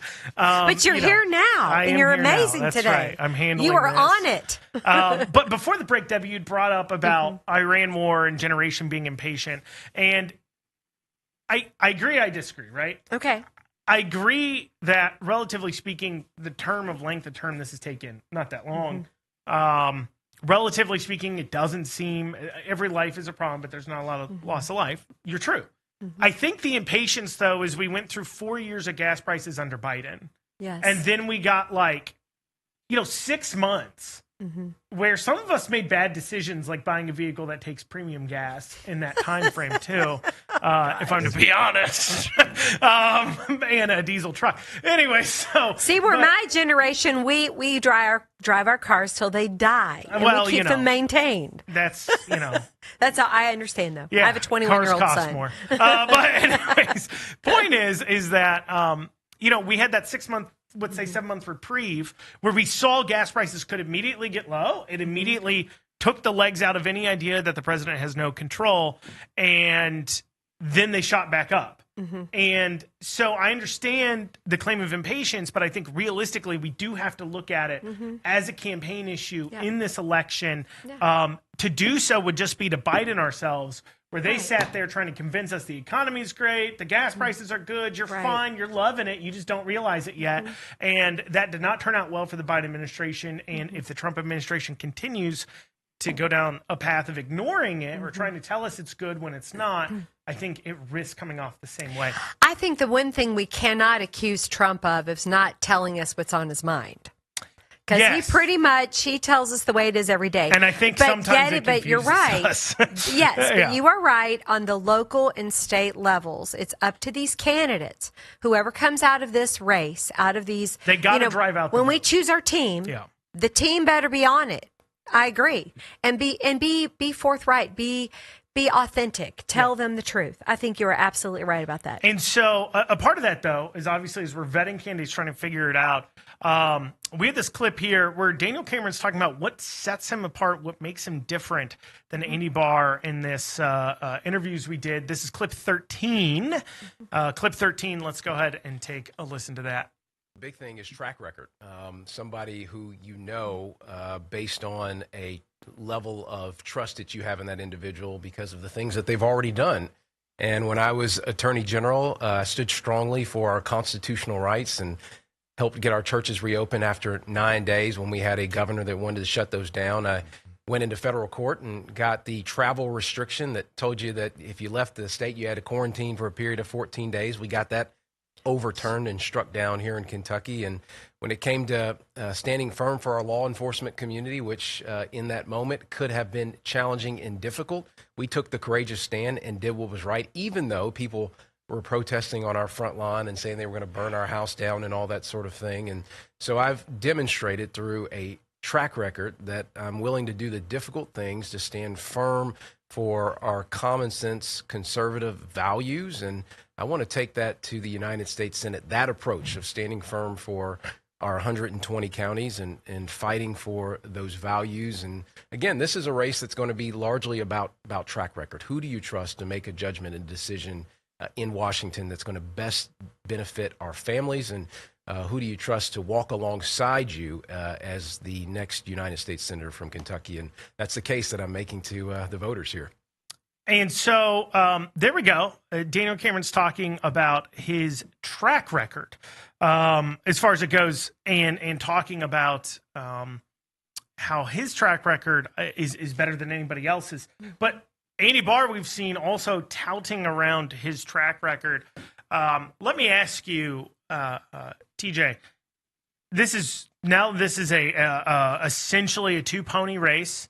I know that obviously there's a group of people out there that support a third candidate that are upset that we don't mention all other 8 candidates that are running, but we're talking about those who, relatively speaking, have at least a polling above, let's say, 15%. That is we're talking about. And so we have essentially a two-pony race here going on in these final 2 weeks. Will the record claim that Cameron was saying several weeks ago still continue to hold out when it comes against Andy Barr, who, as Damon was saying when he was here with us in the last hour, Andy Barr does have a record? Yeah, Andrew, I think that it will. I mean, when I think about the track record that Daniel Cameron has, he has the track record for the Main Street American. He has the track record of ensuring that you could go to church without persecution. And that matters particularly to me. I was the person that led as the plaintiff in the lawsuit against Andy Beshear for closing our churches, having state police harass us, having criminal prosecution threatened against us. And when I think about these issues, when I think about what's happening in Kentucky versus what's happening in DC, you can have a candidate that has fought to ensure that those issues that really matter, that husband, wife, child, grandparent, that they're going to be talking about it at night. Look, despite the affordability crisis, the numbers on the screen look really good with the stock market, but does that really tell you about the health of the people themselves? Daniel Cameron taking steps to ensure that you had the right to advocate for the preborn. Daniel Cameron taking steps to ensure that our Commonwealth wasn't flooded with illegal immigrants entirely at the behest of Joe Biden. These are those types of issues that I think stand out for people, that show a pathway to victory, of that, as I was saying before, that come home America sensibility of understanding that the American needs to be at the forefront of people's conversations, not to detract from Andy Barr's accomplishments in Congress. Mine and Kim Mosier's House Bill 1. It wouldn't have happened without his contributions to the Big Beautiful Bill to ensure that the school choice tax credit was in there. So there are significant accomplishments. But what I need to be clear on is that at those first fundamental principles, faith, family, freedom, Daniel Cameron had that track record, and he stood for those issues even when they were incredibly unpopular. When I sued Andy Beshear, his approval rating was 80%. Thank God Daniel Cameron didn't care about approval ratings. Yeah. Dr. Pearson, I mean, just from a sheer analytical side of things, you have obviously this two-man race, and Cameron's talking about track record. Andy Barr's also pointing at his track record, saying, look, I've got a great track record here. Do you think Daniel Cameron can hold water there in the track record side of things, considering, Barr saying, look, I've been in Congress, I've voted in federal government, and Cameron's never been a legislator? Well, I mean, it's certainly true that Daniel Cameron has never been a legislator, but this takes off on a point that Damon Thayer was making, and it was talking about how Andy Barr is battle tested, and Andy Barr has been running for the last 2 months ads on nothing other than Trump called me a warrior. That's been the only message that he's had. Hasn't been talking about policy. And so for me, I cannot name any votes that Andy Barr has taken in Congress that I would consider really difficult votes. I just can't, off the top of my head, I can't name a single one. Battle tested is when you're the attorney general, you have to make a ruling based on state law that some police officers basically acted within their legitimate authority, and therefore they couldn't be prosecuted, and faced people coming to his house, being on, threatening to kill him, threatening to burn down his house. That is battle tested, and I have no doubt that the most battle tested and the most electorally tested candidate in this race is Daniel Cameron.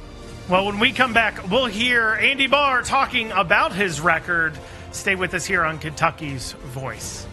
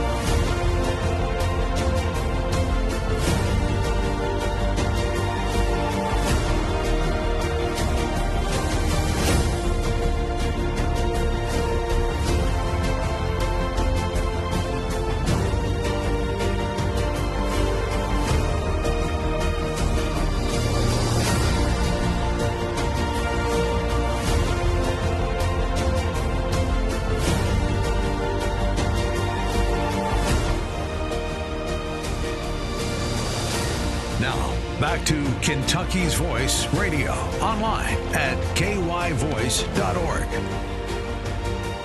You're back on this very special show of Kentucky's Voice here in the second hour, joined by a few different people as we take a look at this Senate race and take a look at the interviews they did here on Kentucky's Voice with us, joined by Debbie Robbins, Dr. Lance Pearson, and State House Representative TJ Roberts. And we were talking about how a thing that Cameron said set him apart was his record in the interview with us last segment. And, I brought up and we were discussing about, Andy Barr does have a record voting in Congress. And is it hard for him to make that argument? And we pointed to things that he did as Attorney General, and that does speak to his record. But let's hear from Andy Barr what he has to say about his record. So this is clips 33, 34, and 35. Don't worry, guys. It sounds like a lot, but it's really just about 3 minutes of Andy Barr talking about his record. Let's take a listen to that. Well, I think the consistency issue is with the organizations. The organizations need to be consistent about how they're scoring these measures, because I'm consistent. I'm consistent on fiscal responsibility, on pro-life issues, on energy dominance, on deregulation. So I voted for it, but in scoring, it depends on what you're voting. You're scoring. Some of these organizations will score a vote for national security as a liberal vote. I don't see it that way. I'm for a strong national defense. I was raised in the era of Ronald Reagan. And for the life of me, I don't know why a so-called conservative organization would score a vote for, say, the National Defense Authorization Act or a vote for defense appropriations as a liberal vote. And yet some of these organizations will do that. But on fiscal responsibility, I'm the only candidate in this race who has actually co-sponsored a balanced budget amendment and voted for it. I'm the only candidate in this race who's voted for mandatory spending reform at the federal level, saving trillions of dollars. I'm the only the only candidate in this race who's a member of the DOGE caucus and voted for major rescissions packages. I'm the only member of, I'm the only candidate in this race who's actually, as a member of the Foreign Affairs Committee, dismantled wasteful foreign aid by reforming USAID and blocking woke and wasteful programs that actually undermine our national security. So I take a backseat to no one when it comes to cutting wasteful spending, advancing fiscal responsibility. And yes, sometimes I vote to raise the debt limit, but to avoid a default, which would be worse for our debt overall, but only when it's accompanied by reforms. By either mandatory, recurring, compounding mandatory spending reforms or spending cuts as part of raising the debt limit to avoid a default. A default would actually cost the taxpayer more money. And as a member of the Financial Services Committee, we're doing things to strengthen the dollar's dominance and make sure the dollar remains the world's reserve currency and increase demand for treasuries and stabilize the treasury market given the huge debt load that we have. I have led the fight to decrease burdensome regulations on banks, to increase their capacity to hold Treasury securities, to stabilize our debt and deficit situation. And I've supported legislation to make the United States the world crypto leader on planet Earth, to make sure that stable coins are backed by U.S. dollars, to increase demand for treasuries, to lower interest rates, and to make sure that the dollar remains the world's reserve currency. He said something in there I have a hard time believing. And I could be mistaken, and I know some of you pay more attention to federal politics than I do. I'm big on state politics. So when it comes to debt ceiling, right, increases, he said in there that he's only ever voted for a debt ceiling increase when it has restructured spending or something along those lines to help affect the fact that we're going into debt. And the reason why I ask questions about that is just because, and look, I'm just a layman, and so somebody can explain it to me. But over the last 12, 14 years that he's been in Congress, our debt has gone up. And he's voted for the debt increases several times, at least more than once or twice or three times. And our debt's going up, and our deficit's growing. Like our debt's going up faster and faster and faster. Can someone explain? Has he only ever voted for debt increases when there's reforms involved? I don't have the answer to that question, but I do have the same. To me, if you're somebody who's strong and you're going to stand up, even in the middle of the Biden administration, because, we were in the minority, then vote against it, even if you're going to lose. If you're really that principled, that's what I felt. The same thing. I think that's what is that what you're saying? Because your initial inclination when you hear that is to be like, would be like, yeah, I don't know. Representative Roberts, is that the case? It is true that every time there's been a clean bill on just raising the debt ceiling, Andy Barr did vote no. But whenever there have been adjustment provisions, he has voted yes. And the most recent instance that I can immediately think of was the Fiscal Responsibility Act of 2023. And that's what he was talking about in terms of the adjustment. And the specific adjustment that they had was actually something that Congressman Thomas Massie proposed in the Rules Committee. In my view, it was a brilliant provision that made to where but that provision didn't go into place. Correct. And the way that this happened was this. It made it to where the debt ceiling was raised, but Congress is to start doing 12 separate bills instead of omnibus spending bills. And there's an automatic cut on CRs in that, right? On continuing resolutions. Precisely. And that's where the problem came in. Congress ultimately lied, and they just do continuing resolutions. So we're still at Biden's level of spending. And as a result, they have completely gutted this issue. So what you're saying is that, for an example, he voted for a debt ceiling increase that mandated a future cut in CRs, but then, so that's the reform he's talking about. But then when the CRs came up, he still voted for them even if they didn't have the reduction in spending. Right, and that's the entire problem with it is that the CR, and these were automatic CRs, so they would just pass CRs to keep them at the same level, and that's one of those problems is the doublespeak in Washington D.C. because killing that 1% spending cut was one of Mike Johnson's biggest agenda items, and it's insane to me that we can't even get a 1% spending cut when we have a Republican majority. It's nonsensical to me. I mean, we're talking about the debt, and we have to realize the federal government is living far beyond their means. It's embarrassing. And we look to that issue. And yes, it is true that there was a balanced budget amendment on a recent budget item. Your problem with it is that the vote threshold to override the balanced budget requirement is 2/3. And the problem is the uniparty always gets to that 2/3 threshold. And so the budget ultimately doesn't get balanced with that. There needs to be a strong balanced budget amendment that sort of like what we have in Kentucky that constitutionally requires it with no vote threshold to override it. Yeah. Interesting that, I look at that. He said at the beginning, he was talking about the rating organizations and how they're inconsistent calling something like voting for the National Defense Authorization Act liberal when he doesn't view it as liberal. Dr. Pearson, when we started off hearing about that, what did you think to yourself hearing him talk about the National Defense Authorization Act being a conservative piece of legislation and not being a liberal one like some of these liberty rating organizations or conservative rating organizations were calling it?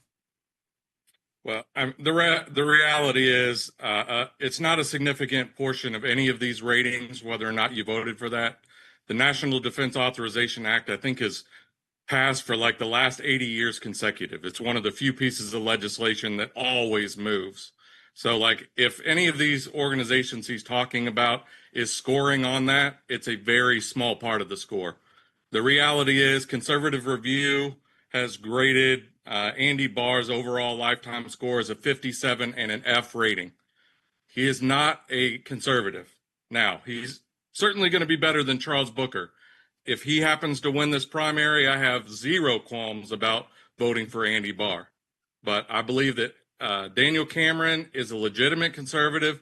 If he gets this seat and they start scoring let me pause you there I for a expect second. he'll be a B or an A. Yeah, let me pause you there for a second, because I think it's important, because you just said that Andy Barr would be a liberal and Daniel Cameron would be a conservative.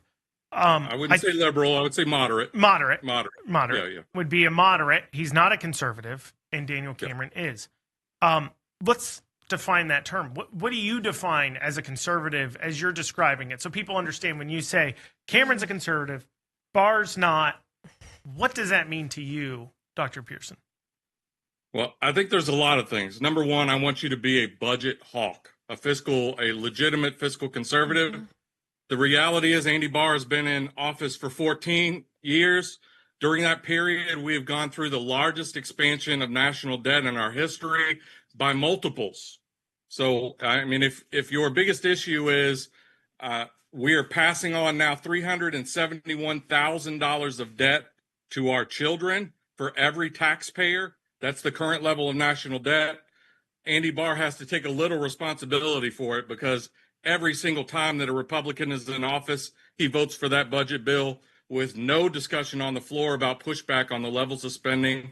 So the first issue there is, what are you making decisions on in terms of budget?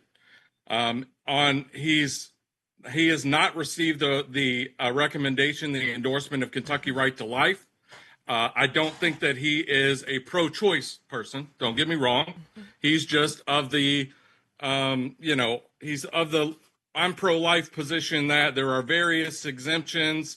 The only piece of legislation that he has ever been part of that related to abortion has been being willing to endorse a 15-week ban on it at the federal level, which is the most bare bones. That's the minimum that I would say that we could possibly achieve as conservatives.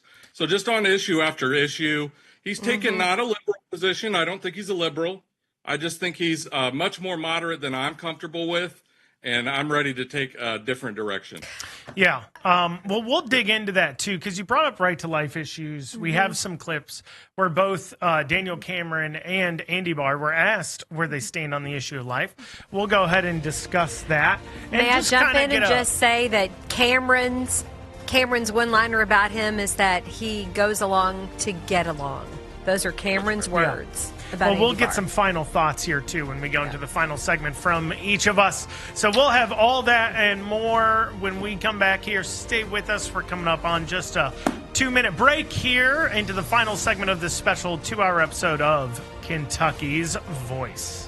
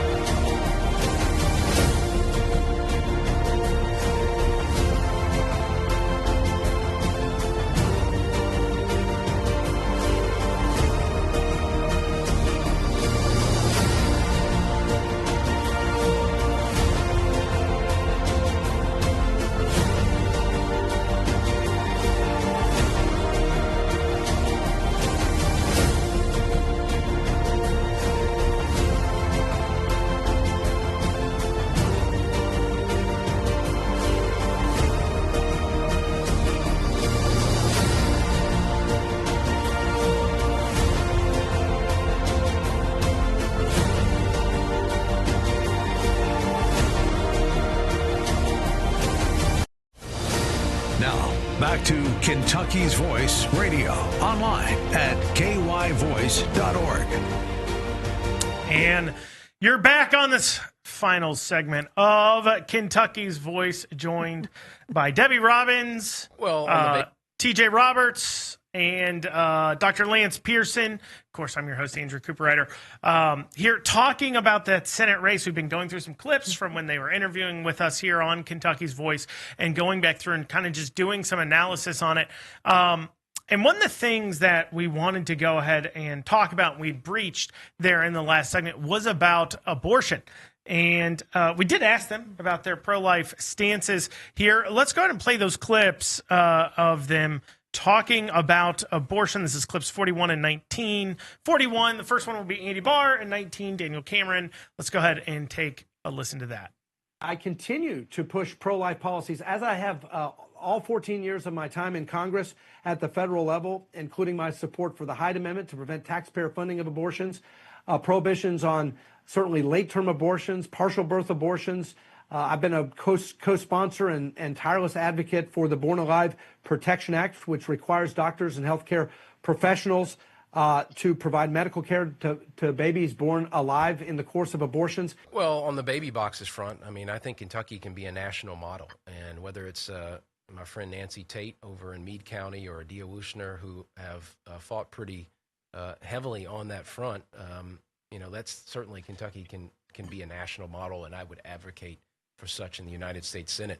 The other thing I'll say as it relates to, the abortion pill, there have been studies that have shown that it can be a significant harm to women. And one of the things that happened during the Biden administration is they dropped what is referred to as the REMS, the regulations around receiving that medicine. You used to have to do certain things. And so I would be in support of restoring the regulations that were around that originally anyways. And I think that is obviously something that is important to securing the safety for women on this particular issue. But on baby boxes, I think that Kentucky, again, can be a model for the rest of the nation. And I would work to ensure that that is an opportunity that comes before the Senate. I think that these pro-life issues too, as well, especially those who, as campaigns have come down to more of like just who's the Trumpiest Trumper to have ever trumpeted, and that's what you'll see. I mean, that's what most of our campaigns now are all about. Who's the most Trumpist?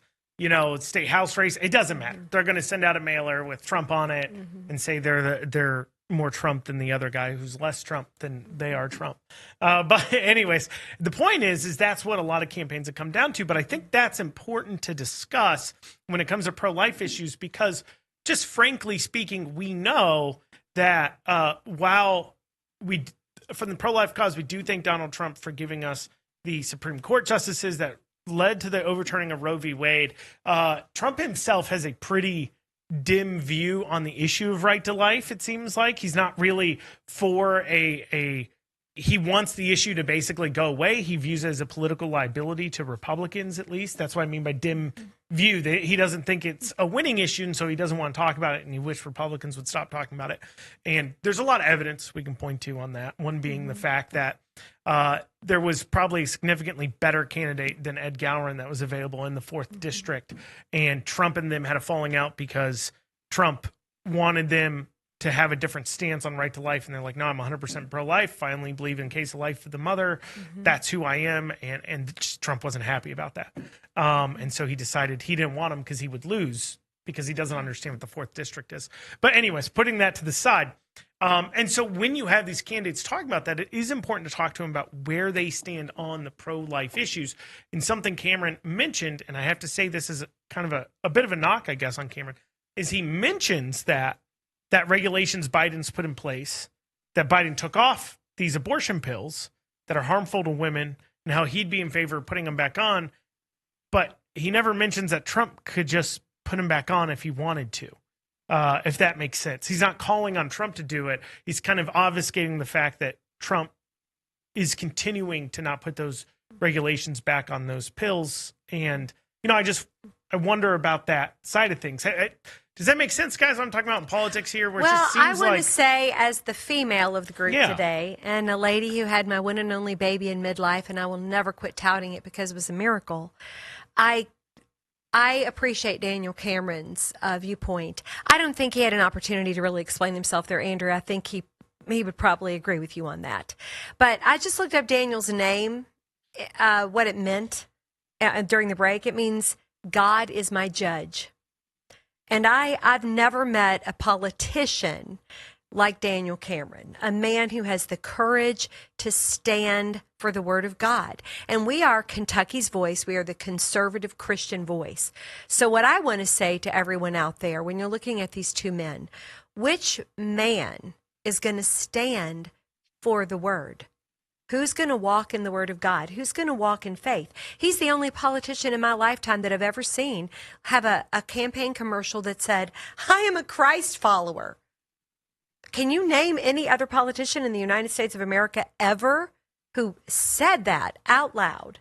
The only one I can even come second close would be Mike Huckabee.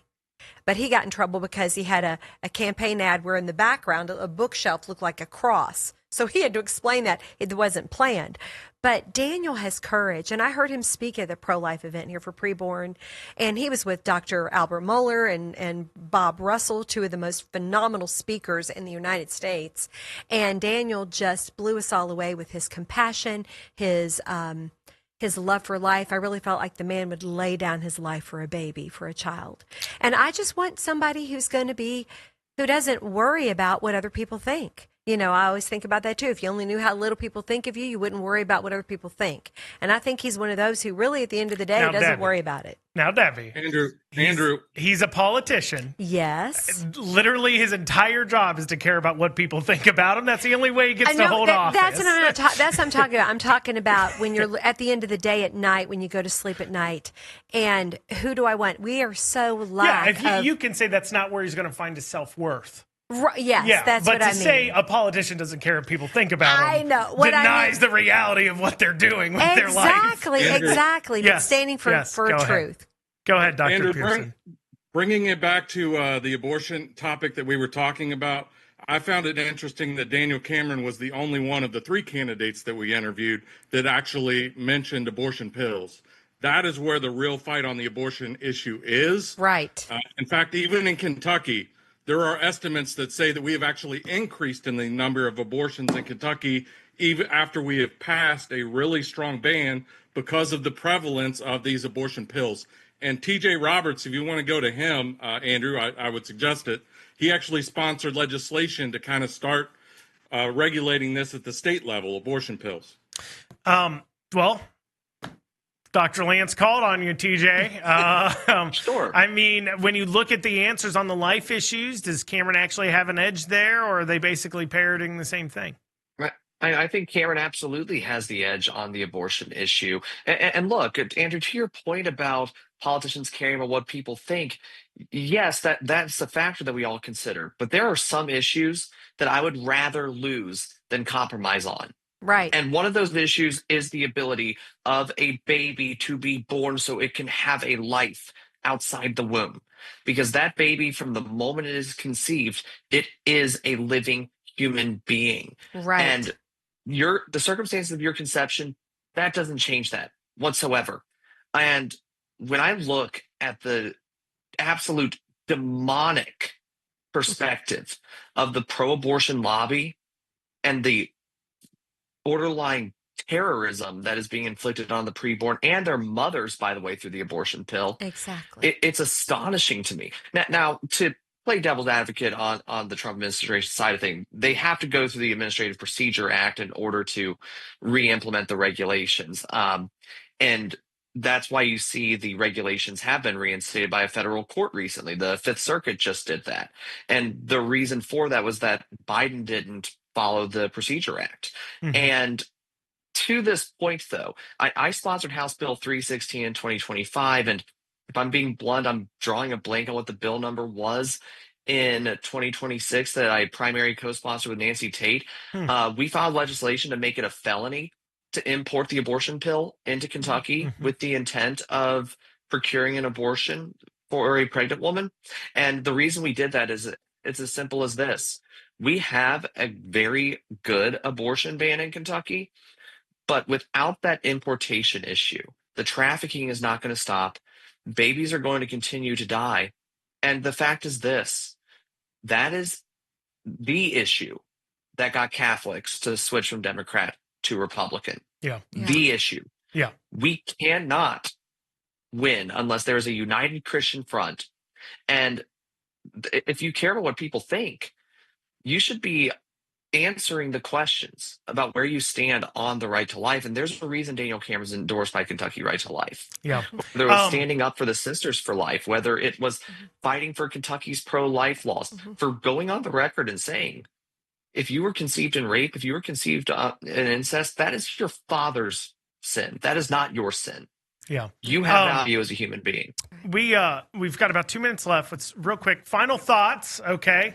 Realistically, and in like 15 seconds, say why. Dr. Pearson, who's going to win here on May, was it 19th, 20th, whatever? About 2 weeks away. Who's going to win? Daniel Cameron, Andy Barr, 10 seconds as to why. Go. I would honestly say that Andy Barr is the favorite right now, only because of that Trump endorsement. There's a lot of low information voters that only pick based on that. I think the better candidate is Daniel Cameron, and he does have a very good chance to still win. If people turn out and are passionate, you can win, because this is a turnout election now. So Dr. Pearson says, on your side are you going to turn out? Andy Barr's going to win. TJ Roberts, where are you at? Yeah, I think people are going to go with who they know. The biggest drawback for Andy Barr is that his name ID was, at least before announcing his run for USN, largely secured to the 6th district and the political classes across the Commonwealth. The everyday voter, they know who Daniel Cameron is. They know his heart. They know his faith. They know his family. They know where he stands. And there is a familiarity aspect as well. They're also familiar with the fact that in 2023, Daniel Cameron had President Trump's endorsement too. So I think it's actually far closer either way. TJ Roberts, you're saying Daniel Cameron in the Senate. Yes. You're saying Daniel Cameron. Debbie? Daniel Cameron, and that is if Christians get out and vote and you use your common sense and we pray. PUSH, pray until something happens. Daniel. I'm going to say Andy Barr because I'm a nihilist, and I think that voters care more about money and endorsement, and they care too much, and